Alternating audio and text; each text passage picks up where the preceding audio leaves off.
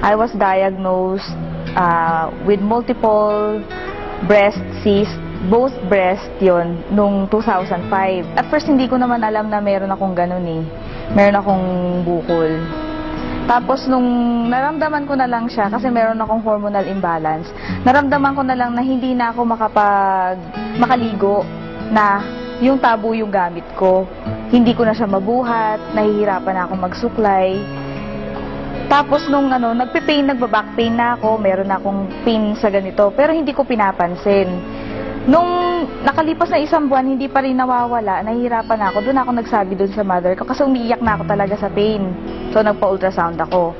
Na-find out doon sa first ultrasound ko na maliit lang yung bukol. Pero nagtataka yung mga doktor kung bakit daw nagpe-pain ako, ang liit-liit lang ng bukol. Na-find out namin na meron palang, multiple pala sa both breast, na ang dami-dami niya. Tapos nakita ko na nagkapa ako, na talagang malaki na siya. Matigas, hindi nagmo-move yung bukol. So doon ako nag-isip. Tapos nakakapa ako ng 3 lymph nodes sa may kilikili ko. No, nung napag-isip-isip ko, nag-research ako ngayon. Sabi ko, bakit ganito? Yung nafe-feel ko, sabi ko, hindi nakatulad nung dati na mas lumala yung pain eh. Hindi ko na siya matiis. Nagpatingin ako ulit do sa doktor. Sabi niya, nasa stage 1 to, sabi niya ganyan. So advice nila ipa-biopsy ko para malaman nila kung yung talagang bukol na yon, yun lang talaga siya, kung iisa lang talaga siya. Tapos yung mga ibang bukol sa kabila na breast ko, kung malignant na rin. Sabi ko, natatakot ako. Siyempre, nag-work din ako sa hospital before. Sabi ko, ayoko magpa-biopsy. Tapos may pinatingnan na naman ako another doctor. Sabi niya naman nga, stage 1 daw talaga yun. Kasi nakita na nila yung itsura. So, doon ako naniwala. Hindi na ako nagpa-undergo ng biopsy. Binigay na nila ako ng medication. Sabi ko, hindi ko na-feel na yung medication na binigay nila sa akin, nagtitake effect.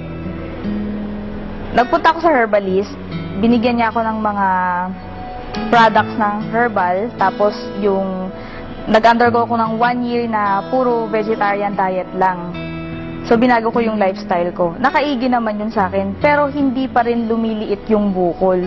Nag-isip ako ngayon, sabi ko, ano kayang pwede kong gawin para totally mawala na siya? Kasi ang advice nga sa akin, i-remove eh. Siyempre, dalaga ako. Nakakaano naman yun, wala kang breast, kadalaga mong tao, di ba? Yun, frustrating sa, nakaka-depress, nakaka-frustrate. So, nung dumating sa time na nag-research na ako, nag-internet ako kung ano bang pwede kong kainin. So, ang dami ko nakita. Nandun yung mga gulay, mga fruits na ina-advise nga doon sa mga may mga breast cancer na yun ang talagang dapat nakainin. So sabi ko, hindi ko naman alam kung saan makakabili lahat nito. Yung broccoli, meron dito, di ba? Yung mga ibang fruits na nandoon sa internet, available dito pero hindi lahat meron.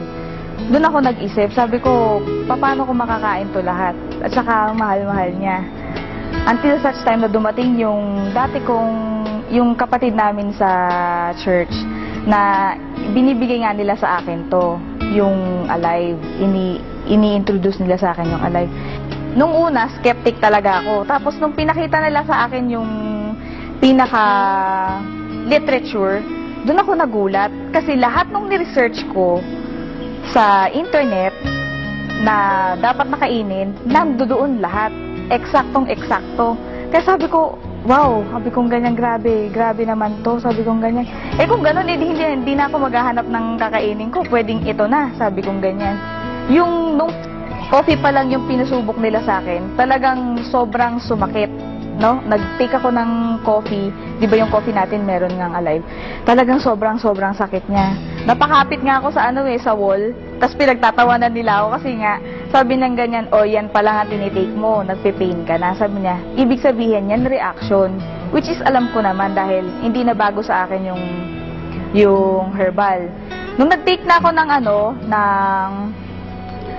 capsule, doon ko naramdaman na nakakaginhawa, nakakaigi. Hanggang sa nakapag 1 month ako, na-gradual yung pag-inom ko, hindi naman bigla. Kasi doon sa isang capsule pa lang na-feel ko na na merong may reaction ako naramdaman.